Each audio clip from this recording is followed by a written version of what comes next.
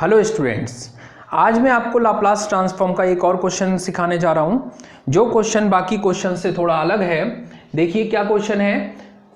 Evaluate 0 to infinity e to the power minus t sin square t upon t dt।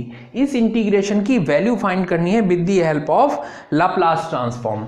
तो Laplace transform का जो definition है उसके according क्या formula होता है, 0 to infinity e to the power minus pt into F T D T. अब हमें इस पे ध्यान देना है कि यहां पर जो एफ टी होगा वो sign square T upon T, ये हमारा एफ टी हो जाएगा। तो सबसे पहला काम हम ये करें, sign square T upon T का लाप्लास ट्रांसफॉर्म फाइंड कर लेते हैं। ठीक है, उसके बाद मैं आपको बताता हूं कि ये इंटीग्रेशन की वैल्यू कैसे निकाल पाएंगे आप। Let F T is equals to sine square T. ठीक है, आपने साइन स्क्वायर टी को एफ टी लेट कर लिया है। अब आपको क्या करना है, इसका लाप्लास निकालना है। लाप्लास ट्रांसफॉर्म निकालने के लिए ऐसा कोई फॉर्मूला नहीं है जिसमें साइन स्क्वायर टी हो। ठीक है, साइन टी का लाप्लास का फॉर्मूला है, कॉस का है, लेकिन साइन स्क्वायर टी का लाप्लास का कोई फॉर्मूला नहीं है। तो पहला काम ये करते हैं कि हम इसको चेंज कर देते हैं 1 माइनस कॉस 2t। ये हमने टिक्नोमेट्री से इसको चेंज कर दिया है। चेंज करने के बाद अब फंक्शन हमारा ये बन गया। अगर हम इसका लाप्लास निकालें तो वो इसके साइन स्क्वायर टी के लाप्लास के इक्वल ही आएगा। नेक्स्ट लाइन में हम लाप्लास ट्रांसफॉर्म फाइंड करते हैं एफ टी का, is equals to 1/2 Laplace transformation of 1 minus cos 2t। Coefficient को हमने पहले नोट कर दिया क्योंकि कोफिशिएंट पर लाप्लास ट्रांसफॉर्म अप्लाई नहीं होता। यहां पर दो फंक्शन है, तो पहला ट्रांसफॉर्मेशन होता है 1/p, तो हम ब्रैकेट में नोट करेंगे 1/p। cos 2t का लाप्लास ट्रांसफॉर्म की अगर हम बात करें तो फॉर्मूला होता है p/p square plus a square, लेकिन यहां पर a की जगह लिखा हुआ है 2, तो हम नोट करेंगे 2 स्क्वायर। ठीक है, इस पूरे फंक्शन को हम एक नाम दे देंगे एफ पी। ठीक है, अब साइन स्क्वायर टी का तो हमने लाप्लास फाइंड कर लिया, लेकिन यहां टी से डिवाइड भी हो रहा है। तो डिवाइड की जो प्रॉपर्टी है वो आप लोग जानते हैं, मैं फिर से नोट कर रहा हूं। We know that if Laplace transformation of ft is equals to fp, then Laplace transformation of ft upon t is equals to integration p to infinity fp dp. Now Laplace transformation of sin square t upon t, ये कितना हो जाएगा, integration p to infinity bracket start 1/2 है तो integration से पहले note कर लीजिए, और 1/p आ जाएगा यहाँ पर minus p/p square plus 4 dp। अब इस इंटीग्रेशन को सॉल्व करने के लिए विद इन द लिमिट आपको क्या करना होगा, पहले इसे सिंप्लीफाई कर लीजिए, आंसर फाइंड कर लीजिए और उसके बाद लिमिट अप्लाई कर दीजिए। देखिए कैसे होगा। यहां पर आप नोट करेंगे 1/2, फिर ब्रैकेट लगा देंगे, integration 1/p dp minus integration p/p square plus 4 dp, और ब्रैकेट के बाद p to infinity. First integration में लिखा है 1/p dp। 1/p का इंटीग्रेशन होता है log p 1/2 log p minus, यहां पर दूसरा मेथड अप्लाई करेंगे। हमें पता है जब डिनोमिनेटर का डिफरेंशिएशन न्यूमरेटर में प्रेजेंट हो तो हम उसे log में नोट कर सकते हैं।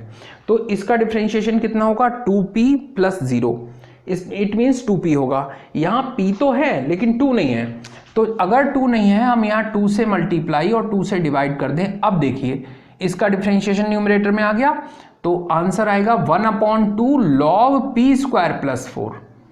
उसे हम नोट कर देंगे 1/2 log p स्क्वायर प्लस 4। अब यहां पर log की प्रॉपर्टी यूज करनी है। log की प्रॉपर्टी क्या होती है, ये जो टर्म है ये इसकी पावर में चली जाएगी, ठीक है। m log n मतलब होता है log n की पावर में m। दूसरी बात, log m minus log n जो होता है वो log m upon log n होता है।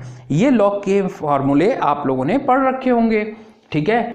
1/2 bracket start log p upon under root p square plus 4 p to infinity.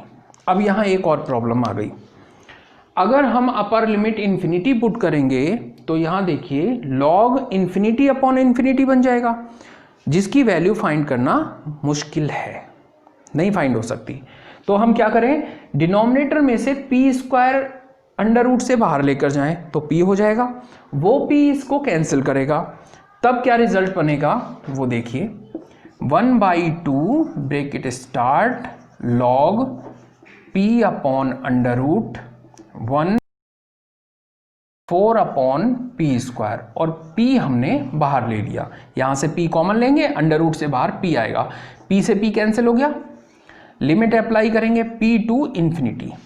अब क्या होगा, अब ये आसान हो गया, जब हम इंफिनिटी यहां पुट करेंगे तो 4 अपॉन इंफिनिटी हो जाएगा 0, ठीक। और जब हम p पुट करेंगे तब इसकी वैल्यू मिल ही जाएगी। तो देखिए 1/2 bracket start log 1 upon under root 1 plus 0, ये तो इंफिनिटी पुट करने पे आ गया क्योंकि 4 अपॉन इंफिनिटी 0 हो जाएगा, माइनस साइन। अब लोअर लिमिट जब पुट करेंगे तब कितना आएगा, log 1 upon under root 1 plus 4 upon P square. Limit भी अप्लाई हो गई। लिमिट अप्लाई होने के बाद आप देखिए 1 अपॉन रूट 1 की वैल्यू 1 होती है, तो इसलिए ये कहलाएगा log 1, और log 1 की वैल्यू 0 हुआ करती है, इसलिए ये टर्म हो गई 1/2 0 माइनस log। अब यहां देखिए, यहां पर फिर से हम एलसीएम लें तो ये टर्म हो जाएगी under root P square plus 4 upon P square, और ये पी स्क्वायर अंडर रूट से बाहर आएगा तो p बनेगा, लेकिन ये डिनोमिनेटर में भी डिनोमिनेटर में है तो ये न्यूमरेटर में पहुंचेगा, क्योंकि फ्रैक्शन अगर अपॉन में होती है तो उसका जो डिनोमिनेटर होता है वो न्यूमरेटर में पहुंच जाता है। इसलिए ये टर्म हो गई -1/2 log p upon under root P square plus 4। ये वही टर्म आ गई जो पहले थी, जहां से हमने कॉमन लेना स्टार्ट किया था, ठीक। अब आप देखिए यहां पर जो Laplace transformation of F T है, यहां पर डेफिनेशन का फॉर्मूला अप्लाई करेंगे तो हो जाएगा integration 0 to infinity e to the power minus P T into sine square T upon T into D T, ठीक है। अब इसमें और इसमें क्या अंतर है, यहां पर माइनस पी टी लिखा हुआ है और यहां पर माइनस टी है, इसका मतलब putting p is equals to 1, हम इसमें p की वैल्यू को 1 पुट कर देते हैं, तब क्या रिजल्ट हो जाएगा, जब हम इस वाले स्टेप में p की जगह पर 1 पुट करेंगे तो रिजल्ट आएगा integration 0 to infinity e to the power minus T sine square T upon T D T. ये टर्म बिल्कुल क्वेश्चन जैसी हो गई।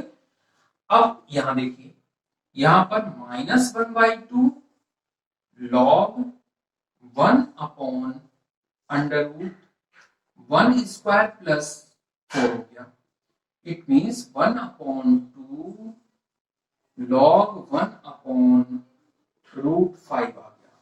ये थोड़ा अजीब सा लग रहा है आंसर, तो हम इसे ठीक कर लेते हैं, इसको हम लिखेंगे 1/2 log 1 माइनस log रूट 5।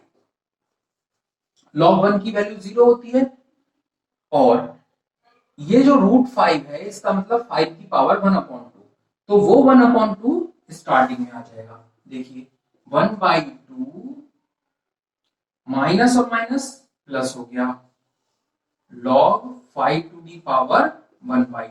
अब ये 1/2 भी पहले आ जाएगा, तो 1/4 हो गया, 1/4 log 5।